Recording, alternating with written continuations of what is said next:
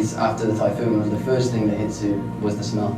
There was a lot of dead bodies on the street. Some of the worst scenes I've seen in my career.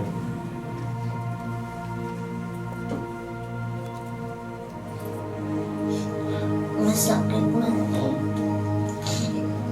Nandun kami sa balay. Magpastok pa di ba nakakumbaan gate, kaya naglulupad ang mga sen, tapos nakumbaan gate kuya kay...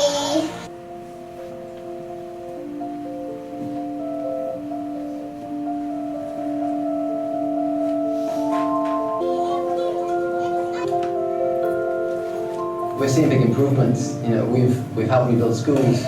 Children are back in school. We've helped people rebuild their homes and their livelihoods. There are still gaps, and even 1 year on now, our teams are on the ground every day, working flat out.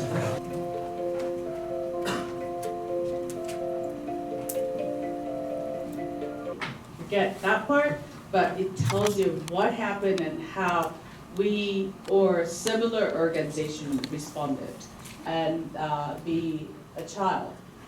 So that's the definition of child-friendly space that we have. And we have child-friendly space everywhere, even in Japan. Last year, when there was a lot of rain around this time, we had emergency response in Okayama, and we set up a child-friendly space for children in the community. So this is something we do everywhere. And then there was also, they were talking about schools, and they were also talking about hospitals. So like health service that gets disrupted, and also sometimes schools are closed, so nobody can actually go to school. So this is a little bit, I thought this was actually a very cool image. So each year, 175 million children around the world are affected by disasters. And that includes, if you were living in this area, if your water was actually stopped, you're probably one of those 175 million. We definitely have the same observation. For example, so natural disaster, if we may include, for example, earthquake in Sulawesi. So what happened was, so that's a remote, like it's not a main island. I mean, everybody knows there is that island, and apparently there was a community there tend to have girls marry much earlier than boys. So like early marriage or child marriage. Forced marriage. Yeah, forced marriage. And what happened in times of emergency is, as you actually observe it, like, you know, we found that in reading books and stuff, very often they need more people to be working. And as I think the video I was showing, this is a case of Samira. It's a typical, I mean, we're not really looking at the actual person, but it's a typical thing.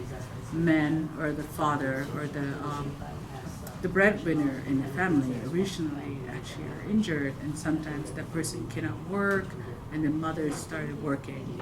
Okay, mother's job is not enough. What do? Children start working.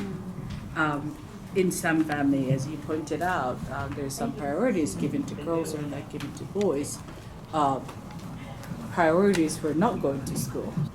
And that would be actually, the girls are actually even more at risk of getting exploited, because sometimes not making enough money, and the wage gap is very global. So it's like actually it's amplified. The problem gets amplified. Even like started with the tiny problem.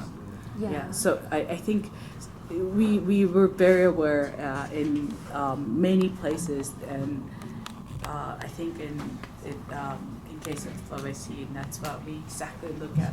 There is, so this island, within the island, there's a community that is, before this disaster, had a custom of marrying children younger, marrying girls younger.